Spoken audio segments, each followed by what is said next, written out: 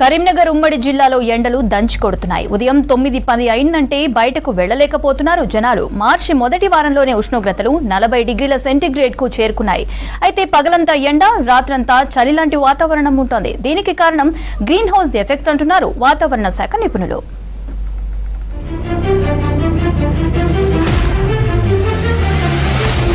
కరీంనగర్ ఉమ్మడి జిల్లా వ్యాప్తంగా వేసవి ప్రభావం తీవ్రంగా కనిపిస్తోంది. ఫిబ్రవరి 2వ వారం నుంచే ఎండలు మండుతున్నాయి. ప్రస్తుతం జిల్లాలో 38 నుంచి 40 డిగ్రీల అత్యధిక పగటి ఉష్ణోగ్రతలు నమోదవుతున్నాయి. రాత్రిపూట చల్లని గాలులు వీస్తూ ఉదయం పొగమంచు కమ్ముకుంటోంది.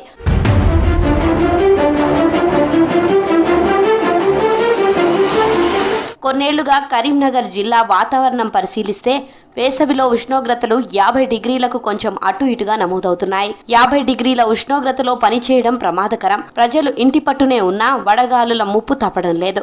అదేవిధంగా వింటర్లో దాదాపు 7 డిగ్రీల సెంటీగ్రేడ్ అత్యల్ప ఉష్ణోగ్రతలు కూడా నమోదవుతున్నాయి. గ్రీన్ హౌస్ ఎఫెక్టే అత్యల్ప ఉష్ణోగ్రతలకు కారణమని భావిస్తున్నారు వాతావరణ శాఖ నిపుణులు.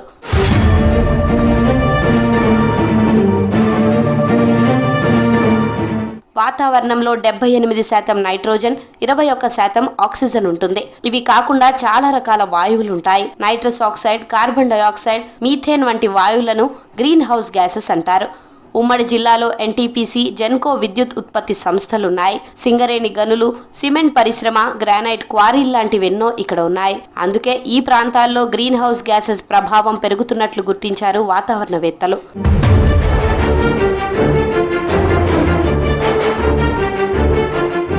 మానవ కార్యకలాపాలతో ఏటా సాధారణం కంటే 1000 రెట్లు ఎక్కువగా కార్బన్ డయాక్సైడ్ వాతావరణంలోకి విడుదలవుతుంది. పరిశ్రమల నుంచి methane, nitrous oxide, fluorine, chlorine, bromine వంటి గ్యాసెస్ గాల్లో కలుస్తున్నాయి. ఈ పరిస్థితి ఇలాగే కొనసాగితే రాను రాను ఉష్ణోగ్రతలు భారీగా పెరిగే అవకాశం ఉంది. ఈ మార్చి నెలలోనే మనకు ఎండల తీవ్రత ఎక్కువగా ఉన్నది. అంటే 40 డిగ్రీలు, 45 డిగ్రీలు అట్లా ఎండల తీవ్రత ఎక్కువగా ఉందని నేను గమనిస్తే ఏమవుతుందంటే మొత్తం మీద అడవుల నరికివేత, అలాగే గ్రౌండ్ వాటర్ యూసేజు, అలాగే ప్రతి ఒక్కరూ అంటే డెవలప్మెంట్ కోసం ఇండస్ట్రీస్ ఎస్టాబ్లిష్ చేయడం, వీటన్నిటిని చేయడం వల్ల ఈ ఉష్ణోగ్రత ఉందో అది 40 డిగ్రీలు, 45 డిగ్రీలు రాను కాలంలో ఇంకా 50 డిగ్రీలు అయ్యే ప్రమాదం కూడా ఉంటుంది.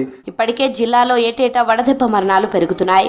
అధికారిక లెక్కల ప్రకారం 2023లో 52 మంది ప్రాణాలు కోల్పోయారు. 2024లో 78 మంది చనిపోయారు. ఈసారి ఈ సంఖ్య మరింత పెరగవచ్చని ఆందోళన వ్యక్తం చేస్తున్నారు స్థానికులు. ఏప్రిల్, మేలో, దాదాపు జూన్లో కూడా ఎక్కువ ఎండలను చూసేవాళ్ళం. కానీ ఇప్పుడు చూసేసరికి మనకు మొన్న ఫిబ్రవరి నుండే స్టార్ట్ అయిపోయాయి ఎండలు. ఇప్పుడు వచ్చేసరికి ఇంకా ఎక్కువైపోయాయి. ఇప్పుడు దాదాపు 40 డిగ్రీల దగ్గరకు వచ్చేసాము. ముందు ఇంకా ఎంత ఘోరంగా ఉంటుందో మనకు కూడా అర్థం కాని పరిస్థితి ఉంది. ఇదన్నిటికీ కారణం ఏంటి అంటే ఈ చెట్లు నరకడమే కాకుండా ఈ గుట్టలు కూడా మాయమైపోతున్నాయి. గుట్టల వల్ల ఏమవుతుంది, చాలా చెట్లు ఉంటాయి. ఆ చెట్లు, అడవులు, పచ్చదనం వల్ల ఏమవుతుందంటే మనకు మంచి వాతావరణం అనేది ఏర్పడుతుంది. మంచి వర్షాలు అనేవి మనకు కురుస్తాయి. అయితే గుట్టలను తవ్వేయడము మరియు పంట వ్యర్థాలను కూడా కాల్చడం అనేది ఈ రోజులు ఎక్కువైపోయింది. మార్చి మొదట్లోని ఎండలకే జనాలు ఆందోళన చెందుతున్నారు. ఏప్రిల్, మే నెలల్లో ఇక చెప్పనవసరం లేదు.